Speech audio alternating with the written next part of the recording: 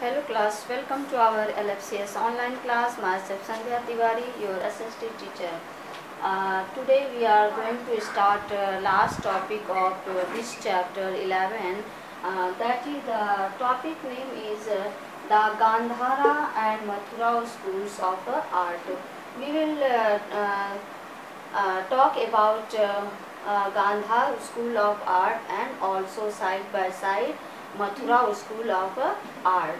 Okay, and also we will study about spread of Buddhism to Central Asia. How Buddhism is spread all over to Central Asia, and also not only king and other they work for spreading this Buddhism, but pilgrims also played an important role in the spreading of Buddhism. Okay, so we will see here what type of work done by the pilgrims in the field of or in spreading Buddhism, and the beginning of bhakti. Okay, so let's start here. Open your book. The Gandhar and Mathura School of Arts. The Mathura, first of all, we will start the Mathura School of Art. It flourished in Mathura during the reign of Kanishka. It was both in Indian, both in spirit and style. This Mathura, it is said that Mathura School of Art flourished during the time of Kanishka. Okay, मतलब कि ये कहा जा रहा है कि यह जो मथुरा स्कूल ऑफ आर्ट है ये किस समय में फेमस हुआ, फ्लोराइज्ड हुआ, फैला कनिष्क के समय में. और यह आर्ट ऑफ स्कूल था आत्मा प्लस शैली दोनों से ये इंडियन थे. Indian both in spirit and style, आत्मा से और जो कहते हैं कि शैली दोनों से यह इंडियन था. The artist made images of Buddha and Bodhisattvas. और जो आर्टिस्ट थे इमेजेस बनाते थे ऑफ बुद्धा के भी प्लस उनके जो प्रीवियस बर्थ यानी बुद्धिस्टवाज. Sometimes images of the kings were also made. A headless statue of Kanishka is a unique example of the Mathura art. And when we see related to art, we will find out that a lot of images also made of kings, and also side by side you will see the good work of or good art of Mathura school, that when you see the headless statue of Kanishka, जब आप कनिष्का की headless statue देखेंगे तब आपको लगेगा कि अरे वाह, कितनी बखूबी से कारीगरों ने अपने आर्ट को दर्शाया है. Next, the Gandhar School of Art. It was developed as a result of the Greek influence on Indian art. यह इस पर किसकी झलक दिखाई देती है? Greek influence. किसका? Greek influence on Indian art. It developed in the province of Gandhara. ये गांधार के प्रोविंस में स्टार्ट हुआ था, जो इस समय कहाँ पर है? Pakistan. Therefore, it is called Gandhara school of art.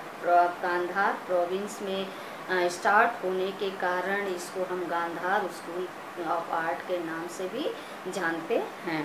The Gandhara artist also made images of the Buddha and Bodhisattva. ये गांधार स्कूल ऑफ आर्ट के आर्टिस्ट भी इमेजेस बनाते थे, बुद्धा के भी इमेजेस बनाते थे plus Bodhisattvas. But they look like the Greek god. लेकिन जो इमेजेस बनती थी वो इमेजेस कैसी दिखती थी? ग्रीक के जो गॉड्स होते हैं उनकी इमेजेस जैसी दिखती थी. नाउ डिफरेंसेस हम देखते हैं दोनों में क्या डिफरेंसेस है. The Mathura school of art और plus the Gandhar school of art. First of all पहले हम डिफरेंसेस देखेंगे, फिर सिमिलैरिटीज़ देखेंगे। Mathura school of art was Indian in spirit and style. जैसा कि मैंने पहले बताया ना, जो मथुरा स्कूल ऑफ आर्ट है जो कि स्पिरिट से भी इंडियन है, प्लस जो स्टाइल से भी इंडियन है।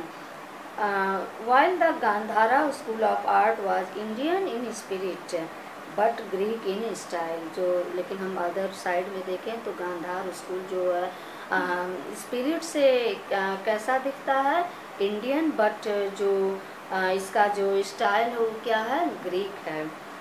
Second, in the Mathura school of art Buddha was depicted with a shaven head.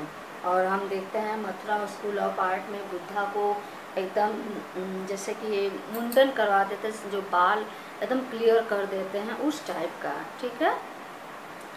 Like an Indian aesthetic means जो इंडियन तपस्वी की जैसे होते हैं उस तरह से। But in the Gandhara school he had curls like a Greek god. लेकिन गांधारा स्कूल ऑफ आर्ट में देखेंगे तो उनके जो कर्ली हेयर्स हैं उस तरह से होते थे। सिमिलैरिटीज़, क्या समानताएं हैं। Both the Mathura school and the Gandhar school of art made images of Buddha और द बुद्धिस्ट। सिमिलैरिटीज़ क्या थे, दोनों Gandhar school of art plus Mathura school of art के दोनों जो आर्टिस्ट थे इमेजेस बनाते थे, किसके, बुद्धा प्लस और बुद्धिस्ट। सेकेंड सिमिलैरिटीज़ क्या है, both these schools flourished during Kanishka's period. और दोनों जो स्कूल ऑफ आर्ट हैं किसके समय काल में विकसित हुए, फ्लोराइज्ड हुए, during the time of Kanishka period. Third, in both the cases the sculptures used red sand stone for executing there works. अपने वर्क्स को दर्शाने के लिए, अपने कामों को दिखाने के लिए किस चीज़ का दोनों आर्टिस्ट यूज करते थे, red sand stone. Okay, now spread of Buddhism. Third point क्या है, spread of Buddhism to Central Asia, and after that in this spread of Buddhism, the first and most important work by pilgrims. Work of pilgrims. Along with kings, the different pilgrims played an important part in the spread of Buddhism in different lands. राजा भी spread करने Buddhism को अलग अलग देशों में फैलाने का काम किया, प्लस साइड बाय साइड जो पिलग्रिम्स थे उनका भी बहुत ही बड़ा योगदान रहा, जो कि बुद्धिज्म को देश के अनेक कोनों में उसको विकसित करना। The recent excavations and exploration of sir Aurel Stein's carried out in Afghanistan, Bactria, Khotan and many other countries of Central Asia have proved without doubt that the India had। इन सब सारे जगहों पर खुदाई करने के बाद या कुछ ऐसी चीज़ें मिली जिससे कुछ प्रूफ होती हैं कि जो भी डाउट थे इंडिया के प्रति, had maintained very close commercial, religious, cultural and political relations with these countries of Central Asia। और उनके बहुत ही